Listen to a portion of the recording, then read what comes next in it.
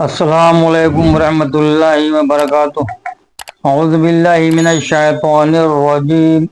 बिस्मिल्लाहिर रहमानिर रहीम। नहमदुहु व नुसल्ली अला रसूलिहिल करीम। अल्लाहु रब्बु मुहम्मदिन सल्लल्लाहु अलैहि वसल्लम।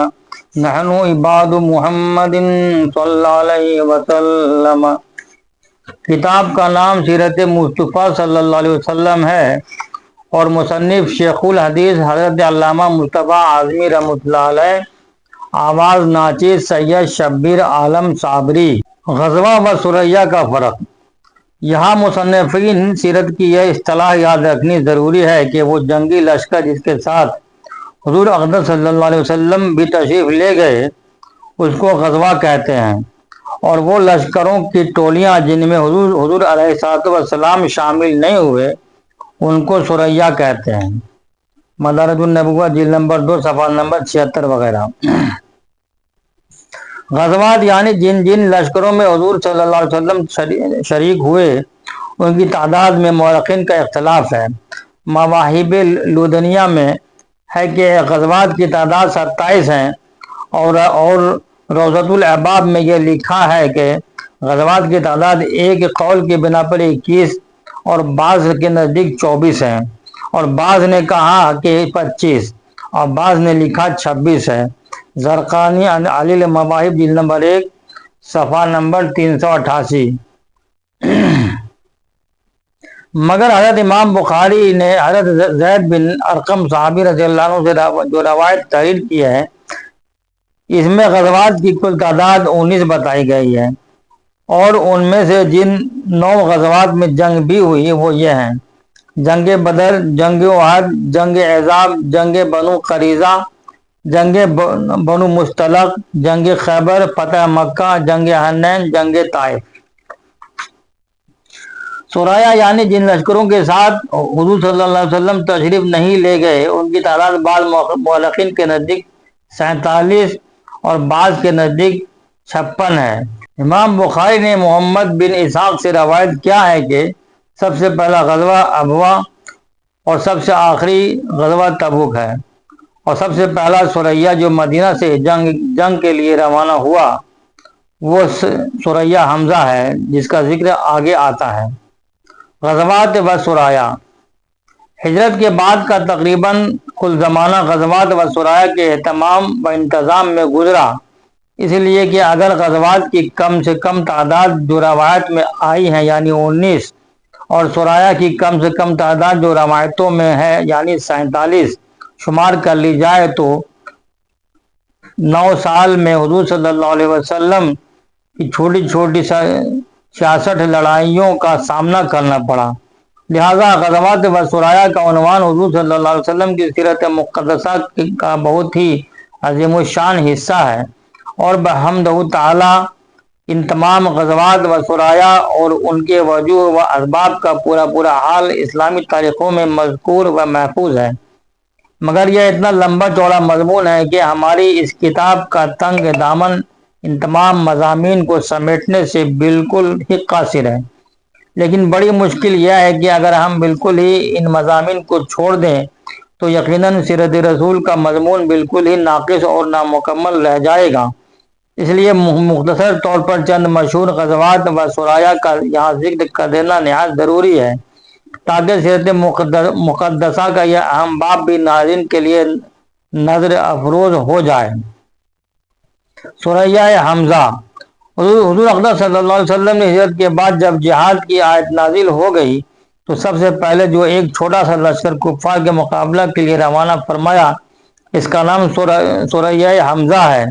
हुज़ूर सल्लल्लाहु अलैहि वसल्लम ने अपनी धजा हज़रत हमज़ा बिन अब्दुल मुत्तलिब रज़ियल्लाहु अन्हु को एक सफ़ेद झंडा अता फरमाया, और इस झंडे के नीचे सिर्फ 30 महाजिरीन को एक लश्कर कुफ़ार के मुकाबला के लिए भेजा तो जो 300 की तादाद में थे, और अबू जहल उनका सिपा सालार था। हज़रत हमज़ा रज़ियल्लाहु अन्हु सैफुल बहर तक पहुँचे और दोनों तरफ से जंग के लिए सफ़बंदी भी हो गई, लेकिन एक शख्स मुजद्दी बिन उमरू जहनी ने जो दोनों फरीक का हलीफ था बीच में पड़कर लड़ाई मौकूफ़ करा दी। مداری جلد نمبر 2 صفحہ نمبر 78 و زرقانی جلد نمبر 1 صفحہ نمبر 390۔ سریہ عبیدہ بن الحارث اسی سال 60 یا 80 مہاجرین کے ساتھ حضور صلی اللہ علیہ وسلم نے حضرت عبیدہ بن الحارث کو سفید جھنڈے کے ساتھ امیر بنا کر رابغ کی طرف روانہ فرمایا۔ اس سریہ کے علم بردار حضرت مصطح بن اساسہ رضی اللہ عنہ تھے۔ جب یہ لشکر سنیہ مرہ کے مقام پر پہنچا تو ابو سفیان اور ابو جہل کے لڑکے اکرمہ کی کمان میں 200 کفار قریش جمع تھے۔ دونوں لشکروں کا سامنا ہوا۔ حضرت سعد بن ابی وقاص رضی اللہ عنہ نے کفار پر تیر پھینکا۔ یہ سب سے پہلا تیر تھا جو مسلمانوں کی طرف سے کفار مکہ پر چلایا گیا۔ حضرت سعد بن ابی وقاص رضی اللہ عنہ نے کل 8 تیر پھینکے اور ہر تیر نشانہ پر ٹھیک بیٹھا۔ کفار ان تیروں کی مار سے گھبرا کر فرار ہو گئے، اس لیے کوئی جنگ نہیں ہوئی۔ مداری جلد نمبر 2 صفحہ نمبر 78 و زرقانی جلد نمبر 1 صفحہ نمبر 392۔ سریہ سعد بن ابی وقاص اسی سال ماہ ذوالقعدہ میں حضرت سعد بن ابی وقاص رضی اللہ عنہ کو 20 سواروں کے ساتھ حضور صلی اللہ علیہ وسلم نے اس مقصد سے بھیجا تاکہ یہ لوگ کفار قریش کے ایک لشکر کا راستہ روکیں۔ اس سریہ کا جھنڈا بھی سفید رنگ کا تھا اور حضرت مقداد بن اسود رضی اللہ عنہ اسی لشکر کے علم بردار تھے۔ یہ لشکر راتوں رات سفر کرتے ہوئے جب 5ویں دن مقام خرار پر پہنچا تو پتہ چلا کہ مکہ کے کفار ایک دن پہلے ہی فرار ہو چکے ہیں، اس لیے کسی بھی تصادم کی نوبت ہی نہ آئی۔ زرقانی علی المواہب جلد نمبر 1 صفحہ نمبر 392۔ غزوہ ابوا اس غزوہ کو غزوہ ودان بھی کہتے ہیں۔ یہ سب سے پہلا غزوہ ہے جب یعنی پہلی مرتبہ حضور صلی اللہ علیہ وسلم جہاد کے ارادہ سے ماہ سفر 2 ہجری میں 60 مہاجرین کو اپنے ساتھ لے کر مدینہ سے باہر نکلے۔ حضرت سعد بن عبادہ رضی اللہ عنہ کو مدینہ میں اپنا خلیفہ بنایا اور حضرت حمزہ رضی اللہ عنہ کو جھنڈا دیا اور مقام ابوا تک کفار کا پیچھا کرتے ہوئے تشریف لے گئے، مگر کفار مکہ فرار کر چکے تھے، اس لیے کوئی جنگ نہیں ہوئی۔ ابوا مدینہ سے 80 میل دور ایک گاؤں ہے جہاں حضور صلی اللہ علیہ وسلم کی والدہ ماجدہ حضرت آمنہ کا مزار ہے۔ یہاں چند دن ٹھہر کر قبیلہ بنو زمرہ کے سردار مخشی بن عمرو زمری سے امداد باہمی کا ایک تحریری معاہدہ کیا اور مدینہ واپس تشریف لائے۔ اس غزوہ میں 15 دن آپ مدینہ سے باہر رہے۔ زرقانی علی المواہب جلد نمبر 1 صفحہ نمبر 393۔ غزوہ بوات ہجرت کے 13ویں مہینے 2 ہجری میں مدینہ پر حضرت سعد بن معاذ رضی اللہ عنہ کو حاکم بنا کر 200 مہاجرین کو ساتھ لے کر حضور صلی اللہ علیہ وسلم جہاد کی نیت سے روانہ ہوئے، اور اس غزوہ کا جھنڈا بھی سفید تھا اور علم بردار حضرت سعد بن ابی وقاص رضی اللہ عنہ تھے۔ اس غزوہ کا مقصد کفار مکہ کے ایک تجارتی قافلہ کا راستہ روکنا تھا۔ اس قافلہ کا سالار امیہ بن خلف تھا اور اس قافلہ میں 100 قریشی کفار اور 2500 اونٹ تھے۔ حضور صلی اللہ علیہ وسلم اس قافلہ کی تلاش میں مقام بوات تک تشریف لے گئے، مگر کفار قریش کا کہیں سامنا نہیں ہوا، اس لیے حضور صلی اللہ علیہ وسلم بغیر کسی جنگ کے مدینہ واپس تشریف لائے۔ زرقانی علی المواہب جلد نمبر 1 صفحہ نمبر 393۔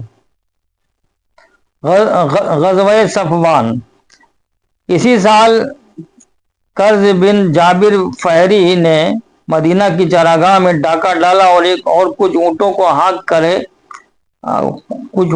ہانک کر لے گیا۔ حضور صلی اللہ علیہ وسلم نے حضرت زید بن حارثہ رضی اللہ عنہ کو مدینہ میں اپنا خلیفہ بنا کر اور حضرت علی رضی اللہ عنہ کو علم بردار بنا کر صحابہ کی ایک جماعت کے ساتھ وادی صفوان تک اس ڈاکو کا تعاقب کیا، مگر وہ اس قدر تیزی کے ساتھ بھاگا کہ ہاتھ نہیں آیا۔ اور حضور صلی اللہ علیہ وسلم مدینہ واپس تشریف لائے۔ وادی صفوان بدر کے قریب ہے، اسی لیے بعض مورخین نے اس غزوہ کا نام غزوہ بدر اولا رکھا ہے۔ اس لیے یہ یاد رکھنا چاہیے کہ غزوہ صفوان اور غزوہ بدر اولا دونوں ایک ہی غزوہ کا دو نام ہیں۔ مدارج جلد نمبر 2 صفحہ نمبر 79۔ غزوہ ذی العشیرہ، اسی 2 ہجری میں کفار قریش کا ایک قافلہ مال تجارت کے لے کر مکہ سے شام جا رہا تھا۔ حضور صلی اللہ علیہ وسلم 150 یا 200 مہاجرین صحابہ کو ساتھ لے کر اس قافلہ کا راستہ روکنے کے لیے مقام ذی عشیرہ تک تشریف لے گئے، جو نیبو کے بندرگاہ کے قریب ہے، مگر یہاں پہنچ کر معلوم ہوا کہ قافلہ بہت آگے بڑھ گیا ہے، اس لیے کوئی ٹکراؤ نہیں ہوا۔ مگر یہی قافلہ جب شام سے واپس لوٹا اور حضور صلی اللہ علیہ وسلم اس مزاحمت کے لیے نکلے تو جنگ بدر کا معرکہ پیش آ گیا، جس کا مفصل ذکر آگے آتا ہے۔ زرقانی جلد نمبر 1 صفحہ نمبر 395۔ سریہ عبداللہ بن جہش، اسی سال ماہ رجب 2 ہجری میں حضور صلی اللہ علیہ وسلم نے حضرت عبداللہ بن جہش رضی اللہ عنہ کو امیر لشکر بنا کر ان کی ماتحتی میں 8 یا 12 مہاجرین کو ایک جتھا روانہ فرمایا۔ 2 آدمی ایک اونٹ پر سوار تھے۔ حضور صلی اللہ علیہ وسلم نے حضرت عبداللہ بن جہش رضی اللہ عنہ کو لفافہ میں ایک مہر بند خط دیا اور فرمایا کہ 2 دن سفر کرنے کے بعد اس لفافہ کو کھول کر پڑھنا اور اس میں جو ہدایت لکھی ہوئی ہیں ان پر عمل کرنا۔ جب خط کھول کر پڑھا تو اس میں یہ درج تھا کہ تم طائف اور مکہ کے درمیان مقام نخلا میں ٹھہر کر قریش کے قافلوں پر نظر رکھو اور صورتحال کی ہمیں برابر خبر دیتے رہو۔ یہ بڑا ہی خطرناک کام تھا، کیونکہ دشمنوں کے عین مرکز میں قیام کر کے جاسوسی کرنا گویا موت کے منہ میں جانا تھا۔ مگر یہ سب جانثار بے دھڑک مقام نخلا پہنچ گئے اور عجیب اتفاق کے رجب کی آخری تاریخ کو یہ لوگ نخلا میں پہنچے، اور اسی دن کفار قریش کا ایک تجارتی قافلہ آیا، جس میں عمرو بن الحضرمی اور عبداللہ بن مغیرہ کے 2 لڑکے عثمان بن نوفل اور حکم بن کیسا وغیرہ تھے، اور اونٹوں پر کھجور اور دوسرا مال تجارت لدا ہوا تھا۔ امیر سریہ حضرت عبداللہ بن جہش رضی اللہ عنہ نے اپنے ساتھیوں سے فرمایا کہ اگر ہم ان قافلہ والوں کو چھوڑ دیں تو یہ لوگ مکہ پہنچ کر ہم لوگوں کی یہاں موجودگی سے مکہ والوں کو باخبر کر دیں گے اور ہم لوگوں کو قتل یا گرفتار کرا دیں گے، اور اگر ہم ان لوگوں سے جنگ کریں تو آج رجب کی آخری تاریخ ہے، لہذا شہر حرام میں جنگ کرنے کا گناہ ہم پر لازم ہوگا۔ آخر یہی رائے قرار پائی کہ ان لوگوں سے جنگ کر کے اپنی جان کے خطرہ کو دفع کرنا چاہیے۔ چنانچہ حضرت واقد بن عبداللہ تمیمی رضی اللہ عنہ نے ایک ایسا تاگ کر تیر مارا کہ وہ عمرو بن الحضرمی کو لگا اور وہ اسی طرح سے قتل ہو گیا، اور عثمان بحکم کو ان لوگوں نے گرفتار کر لیا۔ نوفل بھاگ نکلا۔ حضرت عبداللہ بن جہش رضی اللہ عنہ اونٹوں اور ان پر لدے ہوئے مال و اسباب کو مال غنیمت بنا کر مدینہ لوٹ آئے اور حضور صلی اللہ علیہ وسلم کی خدمت میں اس مال غنیمت کا 5واں حصہ پیش کیا۔ زرقانی علی المواہب جلد نمبر 1 صفحہ نمبر 398۔ جو لوگ قتل یا گرفتار ہوئے وہ بہت ہی معزز خاندان کے لوگ تھے۔ عمرو بن الحضرمی جو قتل ہوا عبداللہ حضرمی کا بیٹا تھا۔ عمرو بن حضرمی پہلا کافر تھا جو مسلمانوں کے ہاتھ سے مارا گیا۔ جو لوگ گرفتار ہوئے یعنی عثمان اور حکم، ان میں سے عثمان تو مغیرہ کا پوتا تھا جو قریش کا ایک بہت بڑا رئیس شمار کیا جاتا تھا، اور حکم بن کیسان عمرو مخزومی کا آزاد کردہ غلام تھا۔ اس بنا پر اس واقعہ نے تمام کفار قریش کو غیظ و غضب میں آگ بگولا بنا دیا، اور خون کا بدلہ خون لینے کا نعرہ مکہ کے ہر کوچہ و بازار میں گونجنے لگا، اور در حقیقت جنگ بدر کا معرکہ اسی واقعہ کا رد عمل ہے۔ چنانچہ حضرت عروہ بن زبیر رضی اللہ عنہ کا بیان ہے کہ جنگ بدر اور تمام لڑائیاں جو کفار قریش سے ہوئیں ان سب کا بنیادی سبب عمرو بن حضرمی کا قتل ہے، جس کا حضرت وقاد بن عبداللہ تمیمی رضی اللہ عنہ نے تیر مار کر قتل کر دیا تھا۔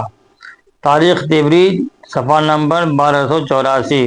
انشاءاللہ باقی اگلے ایپیسوڈ میں۔ خدا حافظ۔